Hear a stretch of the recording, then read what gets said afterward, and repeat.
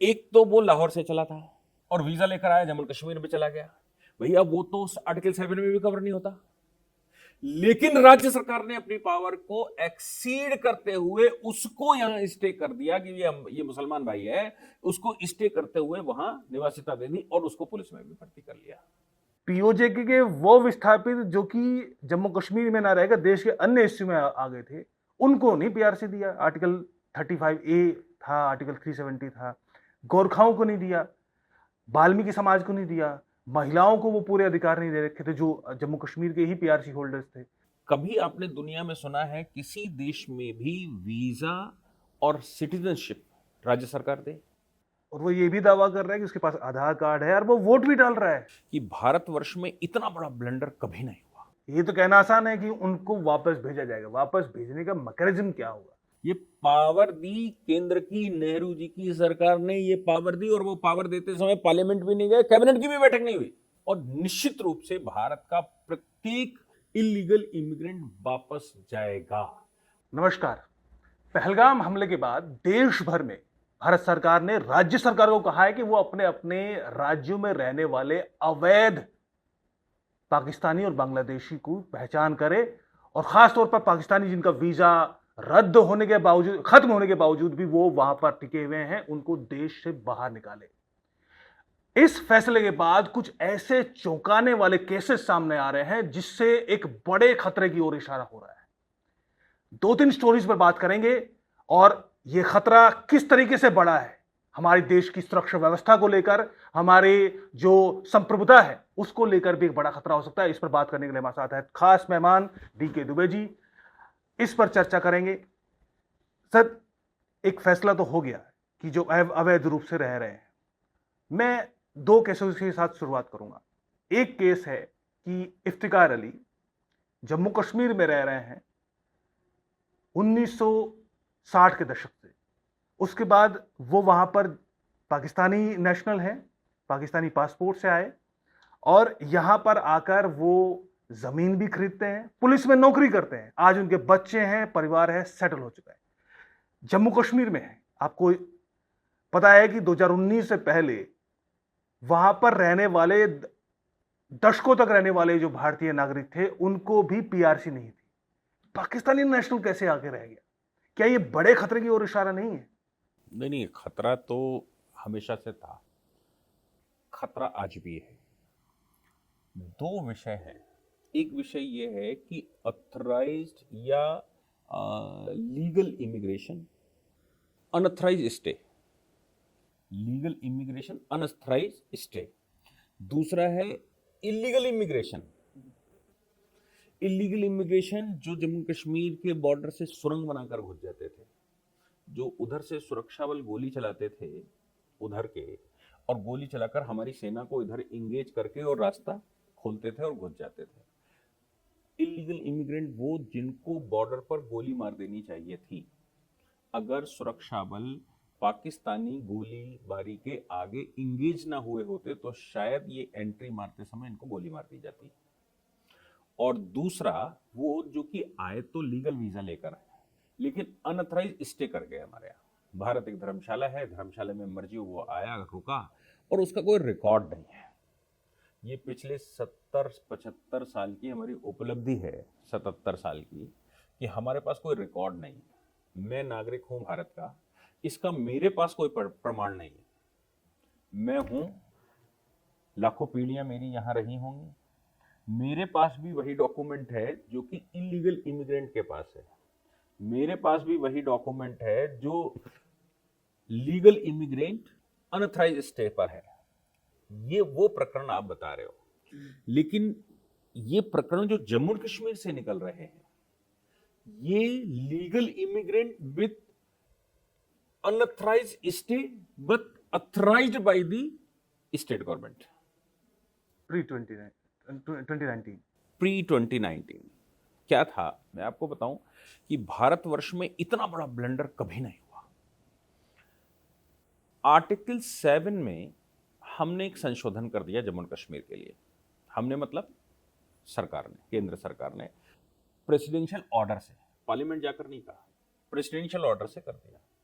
उस presidential order में उन्होंने क्या कहा कि जो कोई भी भारत में आया है, अगर वो जम्मू एंड कश्मीर के उस हिस्से से आया है, then he can stay in this part. यानी कि जम्मू एंड कश्मीर के इस हिस्से में उस हिस्से से आया हुआ व्यक्ति स्टे कर सकता है और उसकी अथॉरिटी राज्य सरकार देगी। कभी आपने दुनिया में सुना है किसी देश में भी वीजा और सिटीजनशिप राज्य सरकार दे? ये इफेक्ट था केंद्र सरकार का अधिकार, केंद्र सरकार का डोमेन है भाई। केंद्र सरकार के अलावा किसी को राइट ही नहीं है। यहां तक कि महाराजा हरि सिंह, वो तो राजा थे ना, महाराजा हरि सिंह के टाइम पर उन्होंने एक कानून पास कर लिया था, passport to the Jammu and Kashmir. उस समय की ब्रिटिश गवर्नमेंट ने उस पर स्टे कर दिया था और कहा कि भाई हम नेशन हम हैं, आप एक राज्य हो, आप इस तरह का कानून नहीं बना सकते। तब महाराजा हरि सिंह ने स्टेट सब्जेक्ट बनाया था, पासपोर्ट नहीं बना सकते थे। और वो इसलिए बनाया था क्योंकि हुंजा और उस साइड से लोग एंट्री मार रहे थे भारत में, इलीगली भारत में एंट्री कर रहे थे। मार्ग था जम्मू कश्मीर, खैबर पख्तूनख्वा और ये सब दर्रों से। तो महाराजा को लगा कि नहीं, वहां से जो लोग एंट्री मार रहे हैं, इन लोगों को कैसे रोका जाए, तो हमारे राज्य में घुसने के लिए पासपोर्ट चाहिए, ये उन्होंने बनाया। तो केंद्र ने तत्काल, केंद्र ने मतलब उस समय की ब्रिटिश गवर्नमेंट ने तत्काल उसको स्टे किया। महाराजा को कहा कि पासपोर्ट बनाने का अधिकार केवल हमको है, एक्सटर्नल अफेयर्स केवल हमारा डोमेन है, आपका डोमेन है ही नहीं। तब फिर ये इशू कैसे सॉल्व होगा जो उधर से घुस रहे हैं अफगानिस्तान के रास्ते से? तो फिर इन्होंने कहा कि एक काम करते हैं कि हमारे राज्य में हम डोमिसाइल बनाते हैं, जिसको आप स्टेट सब्जेक्ट कहते थे।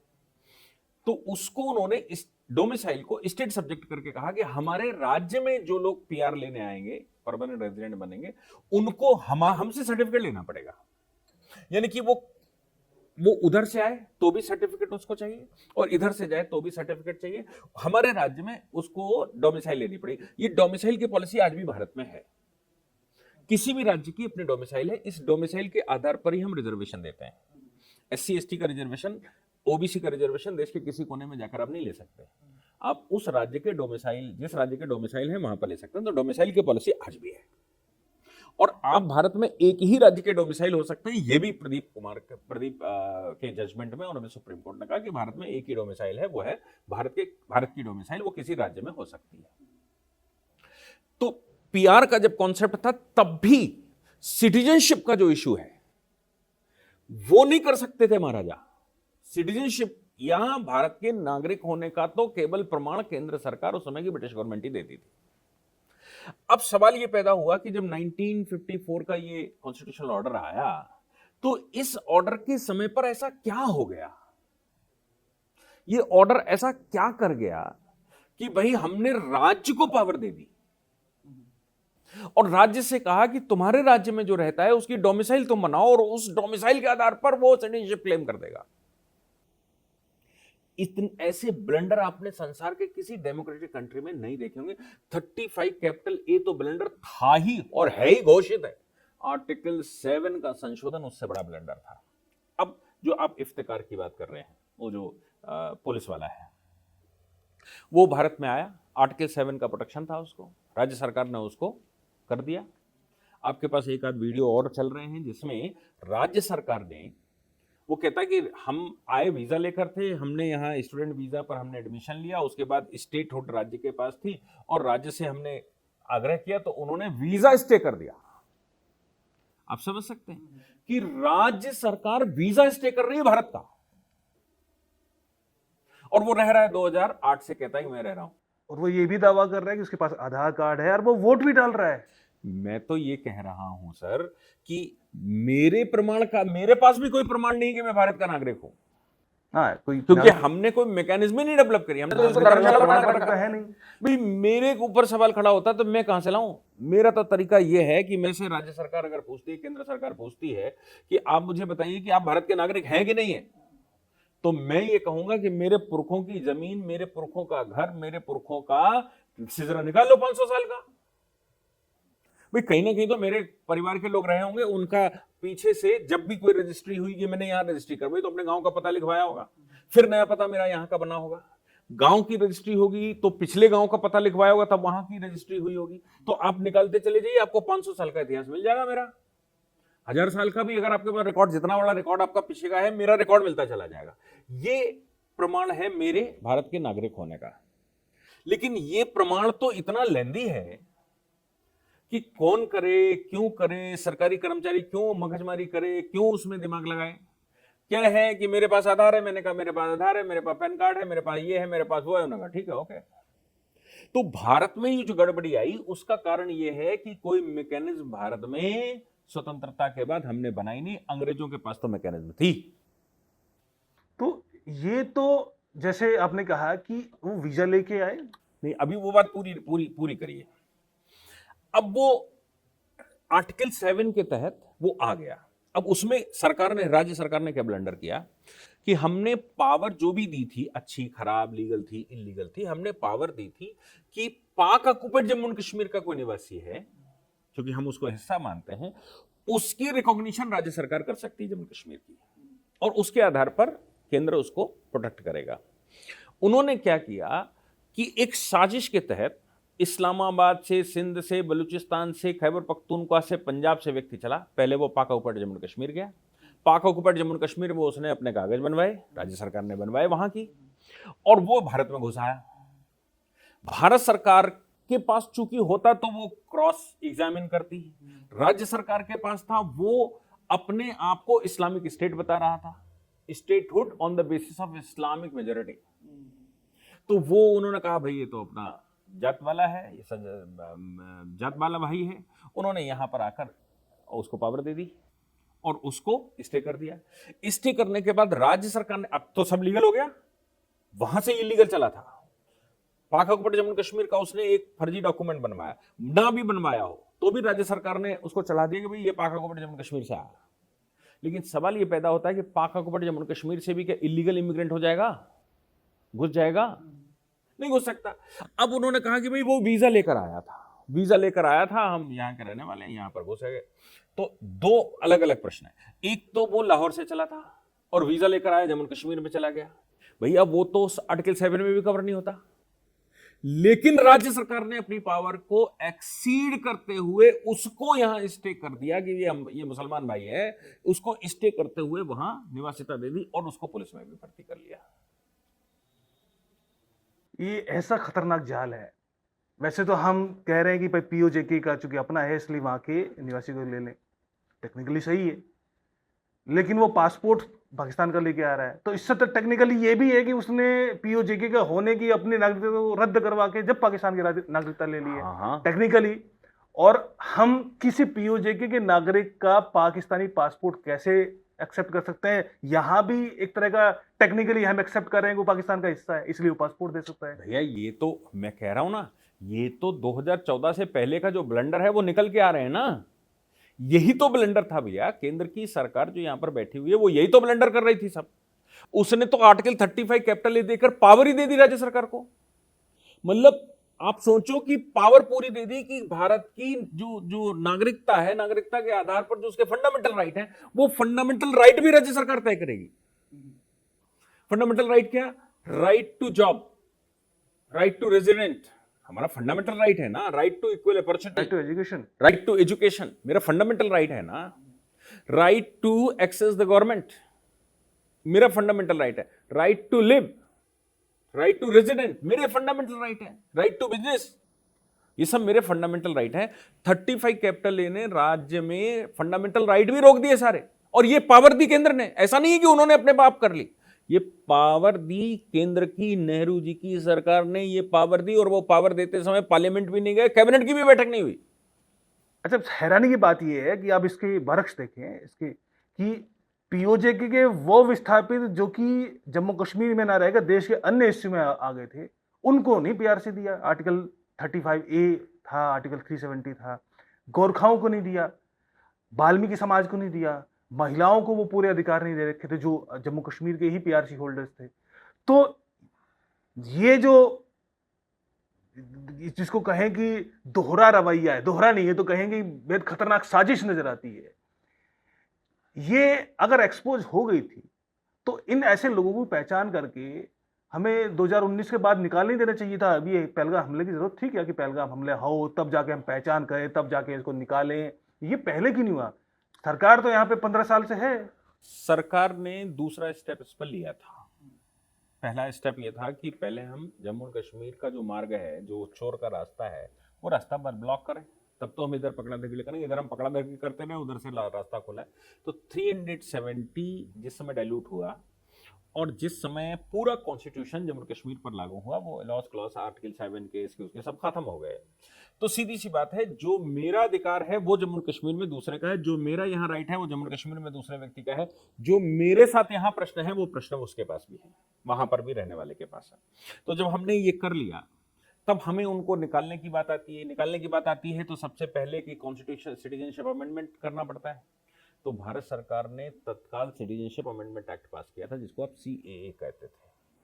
सिटीजनशिप अमेंडमेंट एक्ट का मतलब ये था कि जिन लोगों को 1947 में भारत में आने का अधिकार था, जो नहीं आ पाए थे किसी कारण से, भले ही नेहरू लिया का समझौते की वजह से, बरगलाने की वजह से, बकरा काटने के उद्देश्य से खाया जा रहा था वहाँ जम्मू कश्मीर, वहाँ रोक लिया पाकिस्तान में, वो कोई भी कारण हो, लेकिन वो जो भारत आ रहा था जो कि फॉरेनर्स एक्ट में एग्जेम्प्टेड था, बड़े ध्यान से इसको समझिएगा, उस समय फॉरेनर्स एक्ट में एग्जेम्प्ट कर दिया था हमने। पाकिस्तान है, पाकिस्तान में जो हिंदू रुक गए थे उनको हमने उसी समय फॉरेनर्स एक्ट में एग्जेम्प्ट कर दिया था। उसी समय हमने पासपोर्ट एक्ट का उल्लंघन नहीं माना था। यानी कि जो लोग उस हिस्से से इस हिस्से में घुसे और वो नॉन मुस्लिम थे, चूंकि पाकिस्तान इस्लाम के आधार पर बना था, जो नॉन मुस्लिम थे उनको हमने इस साइड में एग्जेम्प्ट कर दिया था कि इनके खिलाफ फॉरेनर्स एक्ट का मुकदमा नहीं चलेगा, पासपोर्ट एक्ट का उल्लंघन नहीं माना जाएगा। लेकिन भारत के नागरिक कैसे बनेंगे? तो भारत के नागरिक जब हमने उनको उल्लंघन नहीं माना, मुकदमा नहीं कर सकते, जेल नहीं भेज सकते, कुछ उनको डिपोर्ट भी नहीं कर सकते, तो फिर यहाँ करें क्या? वो खानाबदोश की जिंदगी जिएंगे। तो हमने CAA पास कर दिया और कहा कि इनको हम निवासिता और नागरिकता भारत की देते हैं। अब भारत की नागरिकता देने का जैसे ही भारत सरकार ने अनाउंसमेंट किया, तो ये जो पिटारा था, कौन सा, जिसकी चर्चा आप कर रहे हो, जो आज खुल रहा है, ये वैसे ही ब्लॉक होने वाला था। अगर भारत में ये उधम न मचा होता, शाहीन बाग न हुआ होता, तो उसी समय इनका हिसाब किताब करना था। और ये हुआ ही इसलिए था कि हम इनको नागरिकता देंगे और बाकी को उनके डॉक्यूमेंट चेक करेंगे, भाई जिसका बनता है वो रुकेगा, नहीं बनता है वो जाएगा। लेकिन भारत में इतना खतरनाक बवाल हो गया। फिर भारत सरकार इस पर उतरी थी कि CAA देने के बाद हम यहाँ NRC कर देंगे। अमित शाह जी का स्टेटमेंट भी आया था कि हम भाई नेशनल सिटीजनशिप बना देंगे। यहाँ नेशनल सिटीजनशिप के समय पर सब दूध का दूध पानी का पानी हो जाएगा, और अब हर भारत का वो नागरिक जो भारत का नागरिक है उसके पास एक प्रमाण होगा कि वो भारत का नागरिक है, उसकी नागरिकता तय होगी, जो अभी तक नहीं है। तो ऐसा नहीं है कि 2019 के बाद केंद्र सरकार ने उस पर प्रयास नहीं किया। 2019 में जो उसने किया, मतलब 370 और ये, फिर उसके बाद CAA पास किया, उसके बाद हम NRC करने वाले थे। लेकिन कभी किसान आंदोलन हुआ भारत में इन चीज़ों को बचाने के लिए, कभी गलवान हो गया, पाकिस्तान को सपोर्ट करने के लिए चाइना घुसाया, और कभी CAA हो गया। भारत सरकार को इतना समय नहीं मिला, लेकिन भारत सरकार ने उसके जो बायलैटरल एक्ट है वो करता रहा। बायलैटरल एक्ट क्या है? One nation one ration card. तो अब ये जो निवासिता का चक्कर है, आप इस राज्य में रहते हैं, उस राज्य में रहते हैं, आपके पास एक डोमिसाइल होगी, किसी भी एक राज्य का ही नाम आपके राशन पर लिखा जाएगा।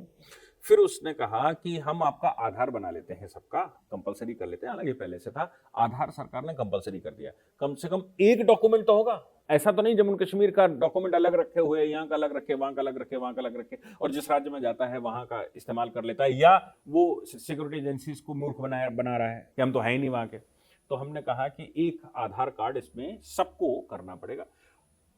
सवाल ये हो सकता है कि आधार पहचान नहीं है, या सिटीजनशिप नहीं है, पहचान है केवल, नागरिकता का प्रमाण नहीं है। ये बात आपकी मैं सहमत हूं कि नागरिकता का प्रमाण नहीं है। इसको मैं थोड़ा सा, कि दो पक्ष हैं अवैध रूप से जो रह रहे हैं, एक जो पाकिस्तानी वीजा कर लेके आया था, और एक जो उदाहरण हमने सोशल मीडिया पे भी देखने को, ANI की स्टोरी है कि भाई 2008 में एक लड़का आता है, वो स्टे कराता है और वो यहाँ पर रहता है, आधार कार्ड भी बनवा लेता है, वोट भी दे रहा है, सब काम वो कर रहा है। दूसरा पक्ष है कि एक अवैध, इनकी तो पहचान होना आसान है क्योंकि रिकॉर्ड है, वो वीजा से आया था, स्टे है, लेकिन रिकॉर्ड उसका है। लेकिन इससे कहीं बड़ी संख्या ऐसी है जो कि अवैध रूप से आए थे, बॉर्डर पार करके आए थे, वाया नेपाल आए थे, बांग्लादेश आए थे, वाया जम्मू कश्मीर की एलओसी पार करके आए थे। और उसमें बांग्लादेशी भी, उसमें एक बड़ा, बांग्लादेशियों की संख्या तो हम जानते ही हैं कितनी बड़ी संख्या है, उसमें रोहिंग्या की संख्या है। तो इनकी पहचान कैसे होगी? अब सबके पास आधार कार्ड है।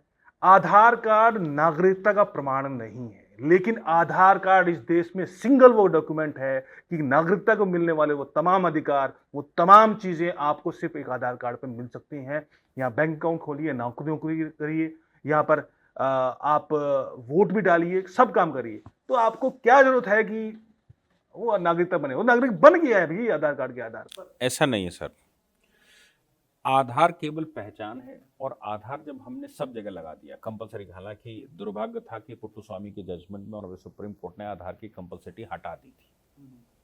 पुट्टुस्वामी का 9 जजेस की बेंच का जजमेंट आया जिसमें आधार को कंपलसरी करने से मना कर दिया था। अन्यथा आधार, बिना आधार के हम कुछ करने वाले नहीं थे। आधार का लाभ क्या होने वाला था कि प्रत्येक व्यक्ति डॉक्यूमेंटेशन पर आ रहा है। बड़े ध्यान से समझ लें, सबसे पहला काम यह है कि भारत में रहने वाला कोई भी व्यक्ति एक पोर्टल पर तो आए। जब तक आप एक पोर्टल पर नहीं लाएंगे तब तक आप पहचानेंगे कैसे कौन सा वाला कहां का है? तो सबसे पहला काम यह है कि सबको एक पोर्टल पर हम ले आए, और एक पोर्टल पर लाने का मतलब था सबको आधार बनवाना पड़ेगा। अब आधार केवल आपकी पहचान है, सिटीजनशिप है नहीं, और सिटीजनशिप का हमारे पास कोई फॉर्मूला भी नहीं है। लेकिन जिस दिन सुरक्षा एजेंसियां काम करना शुरू करती हैं, अभी हो रहा है ना, अभी लोग जो 30 साल से, 40 साल से, 50 साल से यहां पे रह रहे हैं, वो भले ही उनका वीजा स्टे हो गया हो या उन्होंने इलीगल यहां रुक गए हो, इलीगल रुकने के बाद उन्होंने रिपोर्टिंग ही नहीं करी, रिपोर्टिंग ना करके यहां आधार और वो सब बनवा लिए, सरकार ने पहचान लिया उनको, क्योंकि डेटा तो उनका मेरे पास था ना। अब उस डेटा को, अब आधार उनके पास है, उससे भी लिंक करके हम ब्लॉक करने वाले हैं। दूसरा ये भी है कि जो इलीगल इमिग्रेंट है उसकी पहचानने से पहले उसका डॉक्यूमेंटेशन होना जरूरी है। तो हमने 2 बड़े काम किए थे। एक बड़ा काम हमने किया था, जन धन योजना चलाई थी। जन धन योजना में हमने ये कहा था कि तुम्हारे पास कोई भी एक कागज हो, कोई भी एक कागज जिससे तुमको लगता है कि मैं भारत में रहता हूं, ये मेरे पास कागज है, वो कागज लगाइए और आप आ जाइए। हम आपसे कोई डॉक्यूमेंट पूछने वाले नहीं हैं। उसके 2 पहलू हैं, एक तो ये है कि हम सबको सिस्टम में लाना चाहते हैं, दूसरा पहलू ये भी है कि वो जो डॉक्यूमेंटेशन वहां पर हुआ उसका इस्तेमाल कर सकते हैं क्या आप? उसके आधार पर उस व्यक्ति पर पहुंच बना सकते हैं क्या? उसका परमानेंट एड्रेस आपको पता लग गया, जहां पर वो रहता है उसका एड्रेस पता लग गया ना, सरकार के पास तो आ गया। फिर वो आधार हमने बना दिए तो उसका और पक्का वाला हो गया। अब हमें ये तो चिन्हित है कि ये आदमी यहां रहता है और ये इस आदमी का ये परिवार है, हमने फैमिली आधार भी बना लिया और सब कर लिया।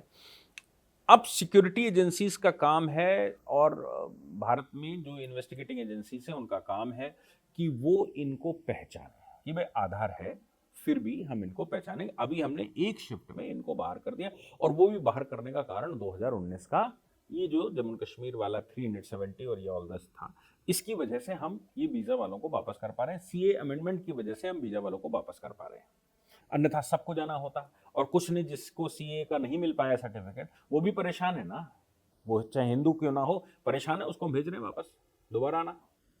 लेकिन जो पॉलिसी है उस पॉलिसी में एकदम क्लैरिटी है कि हम स्टेप बाय स्टेप करना चाहते थे, उसकी ये एक स्टेप है आज। वो अलग बात है कि पहलगाम हो गया, अन्यथा हम इसी प्रोसेस पर हैं और हम वही करेंगे। और निश्चित रूप से भारत का प्रत्येक इलीगल इमिग्रेंट वापस जाएगा। आप एक साथ 5 करोड़ भेजोगे तो आपको समस्या होगी। आप आज अगर 20 लाख लोगों को भेज दीजिए जो वीजा वाले हैं, नेक्स्ट स्टेप में हम पाकिस्तानी नागरिकों को भेजेंगे, नेक्स्ट स्टेप में आप बांग्लादेशियों को भेजिए। भारत सरकार ने, मोदी जी ने, शेख हसीना की सरकार जिस समय थी उस समय दोनों एग्री भी हो गए थे कि भाई हम अपने नागरिकों को वापस लेने के लिए तैयार हैं, आप उनकी पहचान करिए। हमने उस पर काम शुरू कर दिया था। दुर्भाग्य ये है कि मोहम्मद यूनुस बैठ गए और शेख हसीना बाहर हो गए। आंग सांग सूकी के साथ भी हमने बैठक की थी। मोदी जी ने उनको स्पष्टता दी थी कि भाई हमारे यहाँ जो रोहिंग्या है उनको कैसे वापस करना है, तो वो भी वापस जाएंगे, ऐसा भी तय हो गया था। अब वो जो परिस्थिति है वो परिस्थिति थोड़ी आगे पीछे होती है, इसलिए थोड़ा समय लगता है, क्योंकि समस्या पिछले 75 साल की है, इसलिए समय लग रहा है। ये निश्चित है कि प्रत्येक वो व्यक्ति जो विदेश से आया है, भारत में इलीगल इमिग्रेंट है, अनऑथराइज्ड स्टेड है, उसको वापस जाना ही पड़ेगा, चाहे वो कितना भी उधम यहाँ क्यों ना मचा ले। ये जो एक जिस तरीके से किसान प्रदर्शन हो या फिर सीए का मसला हो, उसको एक ह्यूमैनिटेरियन क्राइसिस करके दुनिया भर में जितना हंगामा मचाया गया, संभव है कि यहाँ पर भी इसी तरह की चीजें, क्योंकि नंबर बहुत ज्यादा होंगे। जब वो उनको, ये तो कहना आसान है कि उनको वापस भेजा जाएगा, वापस भेजने का मैकेनिज्म क्या होगा। इस तरह की स्टोरीज आ रही हैं कि जिनको, जो बहुत सारी महिलाएं, जो लोग हैं जो कि अपना वीजा स्टे करा के या फिर अवैध रूप से यहाँ रह रहे थे वीजा खत्म होने के बावजूद भी, अटारी बॉर्डर पर पाकिस्तान ने उन्हें लेने से मना कर रहे हैं। अब वो वहां पर एक स्पेक्टिकल एक अलग ही खड़ा हो रहा है कि भारत धक्के मार के भगा रहा है और पाकिस्तान उनको ले नहीं रहा है। ये तो एक ह्यूमैनिटेरियन क्राइसिस भी, उससे डील करना भी एक बड़ी टेढ़ी हीड़ होने वाली है। दूसरा, इतनी मेहनत एक्सरसाइज कि इतने लोगों को पहचाने, फिर उनको एक छन्नी में डाल के उनको छाना जाए, छान के देखें कि अवैध है कि नहीं है। ये भारत की जो ये कहें कि कार्यक्षमता है जो एडमिनिस्ट्रेशन की, उस पर भरोसा कम ही दिखाई देता है। तो आपकी बात से कैसे इसको पार पाएं? मैं आपकी बात से सहमत हूं, लेकिन एक भी चीज हमेशा ध्यान रखिए, गाड़ी का ड्राइवर गाड़ी के हर एक पार्ट से काम करवा लेता है। अगर हमें मोदी जी पर विश्वास है, हमें भारतीय जनता पार्टी की सरकारों पर विश्वास है, तो ये ध्यान रखिएगा कि वो ड्राइवर सीट पर हैं, वो गंतव्य तक गाड़ी पहुंचा ही लेंगे और प्रत्येक पुर्जे को सही भी कर लेंगे। पिछले 10 वर्ष में 75 साल का छोड़ दीजिए, 1000 साल की जो लीपअप होती थी उसमें बहुत बड़े परिवर्तन भारत में आए हैं। लेकिन ये तो तय बात है कि जो बच्चा पैदा हुआ और बड़ा हो गया, बूढ़ा हो गया, नाती पोते वाला हो गया, आपने सन 47 से लेकर उनको यहाँ दामाद बनाकर रखा है, उनको यहाँ से निकालना थोड़ा मुश्किल काम है। अभी तो ये लिटिगेशन का पार्ट बनेगा, कोर्टों में पार्ट बनेगा। हालांकि इस समय कोर्ट ने जो कल एक स्टेटमेंट दिया है पहलगाम को लेकर, वो बिल्कुल कोर्ट की भी स्पष्टता है। आपको मालूम है, कल कोर्ट में एक केस फाइल हुआ और उसमें ये कहा गया कि साहब ये जो हुआ है पहलगाम, इसमें साजिशें अंदर की लगती हैं, बाहर पाकिस्तान की साजिशें नहीं, अंदर की साजिशें हैं, कांग्रेस से जुड़ा हुआ। हाँ। तो वो उन्होंने ये कहा कि नहीं साहब, यहाँ पर तो देखिए एकदम सिक्योरिटी फोर्सेस वहाँ से हटा लिए गए थे, उनको शिफ्टिंग कर दी गई थी और फिर गृह मंत्री वहाँ पर उतर गए और ऐसा नहीं होता है और ये पहले से कुछ बड़ा सा था, इसकी इन्वेस्टिगेशन होनी चाहिए जजेस के द्वारा, retired supreme court high court के जजेस के द्वारा। और अभी जस्टिस सूर्यकांत जो आगे चीफ जस्टिस भी होने वाले हैं, उन्होंने कहा कि भाई भारत देश के जो फौज है उसको क्यों डेमोरलाइज करते हैं, भारत की जो सिक्योरिटी फोर्सेस हैं उनके साथ खड़े होना चाहिए, तुमको उनके ऊपर प्रश्न खड़ा करना नहीं चाहिए। फिर उन्होंने कहा कि तुम्हें थोड़ी तो शर्म आनी चाहिए कि इस समय संकट आतंकवाद से जूझ रहा है, देश में आतंकवाद का संकट खड़ा हुआ है और तुम ये लेकर आए हो। मतलब सुप्रीम कोर्ट ने टिप्पणी की कि इस समय आतंकवाद भारत में एक संकट है, उसके साथ हम सब तुमको जूझने की जरूरत है और हमारी कुछ भारत के प्रति जिम्मेदारी बनती है, उन जिम्मेदारियों को निभाने के बजाय तुम ये लेकर आए हो आतंकवादियों के साथ खड़े होने का और सिक्योरिटी फोर्सेस के अगेंस्ट में खड़े होने का। फिर उन्होंने कहा कि सुप्रीम कोर्ट और हाई कोर्ट के जजेस अच्छे इन्वेस्टिगेटर कब से हो गए? ये किसने कह दिया कि हाई कोर्ट और सुप्रीम कोर्ट के जज इन्वेस्टिगेशन अच्छी करेंगे? कब से हो गए? किसने प्रमाण दे दिया कि वो इन्वेस्टिगेटर हैं? इन्वेस्टिगेशन करने वाली एजेंसियां दूसरी होती हैं, हम तो यहां पर मैटर के आधार पर, कानून के आधार पर इंटरप्रिटेशन करने वाले लोग हैं। हम वो नहीं है कि इन्वेस्टिगेशन करेंगे वहां पर सच क्या था।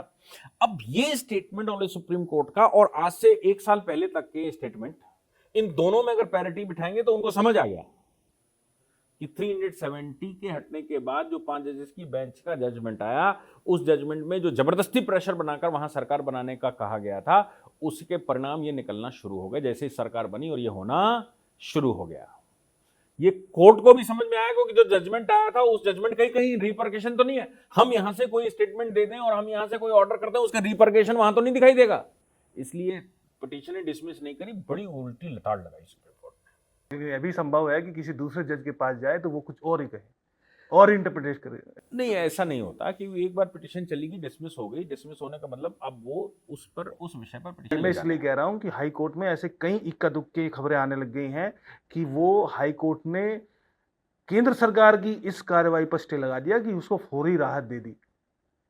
एक महिला को फौरी राहत दी है हाल ही में, तो ऐसी खबरें आने शुरू हो गई। हाई कोर्ट दखल दे रही है, सुप्रीम कोर्ट जो मर्जी हाँ कहे। हाँ ठीक है, वो तो जिस समय केस ऐसा है, केस सुप्रीम कोर्ट आएगा, सुप्रीम कोर्ट उनको स्टे दे देगा इन विषयों पर। ये नेशनल इंटरेस्ट का विषय है, ये सिटीजनशिप का विषय है, इस पर आपको अधिकार नहीं है, ये केंद्र तय एक करेगा। ये मेरा इशारा एक अलग तरह की पॉलिटिक्स पे है। आपको याद है हाँ। यूके यूएस में जो वहां पर भी इलीगल एलियंस को बाहर निकालने की बात है, और वहां पे एक डिस्ट्रिक्ट लेवल का जज जो है वो जो ट्रम्प गवर्नमेंट है, ट्रम्प सरकार है, उस पर स्टे लगा रहा है।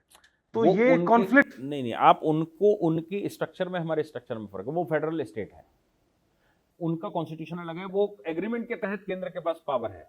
हमारे पास ऐसा नहीं, हमारा केंद्र ही सब कुछ है। हमने एडमिनिस्ट्रेटिव पर्पस से राज्य बनाया है, कैसा चलाएंगे हम? अब देखिए, सारे लोग तो काबिल नहीं होते, सारे लोग वो बड़ा परिदृश्य भी नहीं देख पाते, और कोर्ट में जैसी पिटीशन जाती है, जैसा रोना गाना होता है, उस आधार पर कोर्ट उस समय फौरी स्थिति में कि भाई मैं आगे समझूंगा, आज मैं स्टे देता हूँ, इसको अगली तारीख पर हम समझते हैं। तो स्टे का मतलब ये नहीं है कि हमने उनको वहाँ रोक लिया है। स्टे का मतलब ये है कि हम पूरी समझ लें कि वाकई में तुम इलीगल इमिग्रेंट हो, इलीगल स्टे कर रहे हो, या फिर वाकई में तुम भारत के नागरिक हो। ये सब बातें रहती हैं, और ऐसे डॉक्यूमेंट कोर्ट में पेश किए जाते हैं जिससे ये बताया जाता है हम भारत के नागरिक हैं, हमको बाहर भेज रहे हैं, फिर भी हटाए दे रहे हैं। तो फिर वो कहता है मैं अभी तुम्हारे इमिग्रेशन पर स्टे करता हूँ और समझ लेता हूँ, ले आओ डॉक्यूमेंट। आप भी नोटिस कर देता है, कहता है आप भी समझो कि भाई इनका आधार क्या है। उसके लिए थोड़ा टाइम चाहिए होगा। और फ्लड आने वाला है देश भर के न्यायालयों में कि इस तरह की याचिकाएं आएंगी। मुझे लगता है मुझे ये समझना है कि ऐसी याचिकाओं को तुरंत with in seconds, with in minutes कैसे स्वीकार कर लिया जाता है। मतलब मैं तो एज ए लेमैन समझने की नहीं, देखिए लीगल सिस्टम हमारा है, लीगल सिस्टम ये है कि बिना सुने हुए किसी को भी, इसको कहते हैं ऑडी अल्टरम पार्टम, बिना सुने हुए किसी भी पिटीशन को डिसमिस नहीं किया जा सकता। हमें सुनना हमारा काम है और सुनाना उसका काम है, तो एटलीस्ट सुनेंगे तो है ही।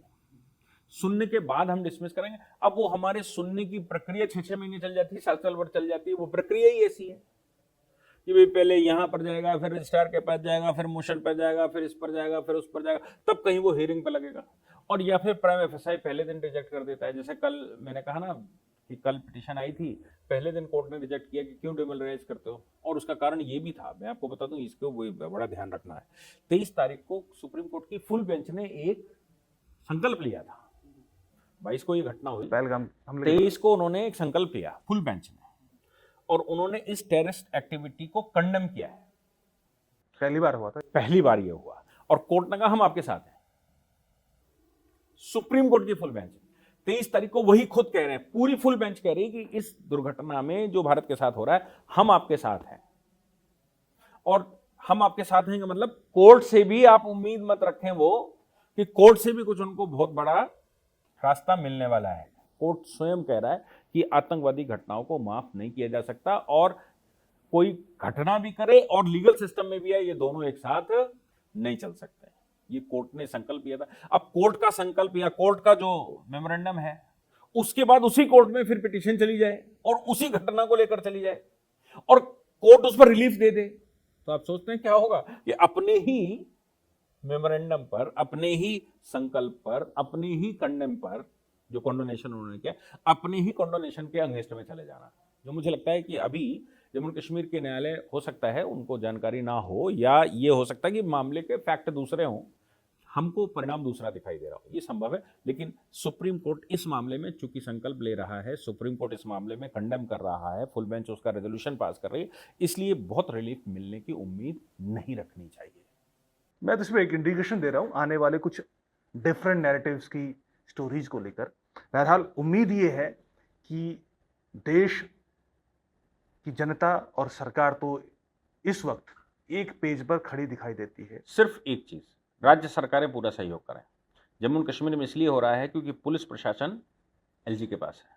अगर एलजी के पास ना होता तो जो आप देख रहे हैं वो नहीं हो रहा होता। यानी कुछ राज्यों में वो ममता बनर्जी साथ देंगी, केरला वाले साथ देंगे, तमिलनाडु वाले साथ दे सकते हैं, और कम्युनिस्ट जहां बैठे हैं वहां साथ दिया जा सकता है। तो वहां आपको वॉच करना पड़ेगा। कांग्रेस जहां बैठी है वहां भी कुछ खेल कर सकते हैं, वो उनको साथ देना पड़ेगा केंद्र का। अदरवाइज एक पॉलिटिकल रिफ्ट तो क्रिएट किया जा सकता है। बहरहाल उम्मीद है कि चूंकि ये मसला गंभीर है, भारत की एकता अखंडता से जुड़ा है, तो सरकारें एक साथ मिलकर काम करेंगी। आगे ये किस मोड़ पर स्टोरी आगे बढ़ती है, इस पर हम फिर से चर्चा करेंगे। आपका बहुत बहुत धन्यवाद। धन्यवाद सर।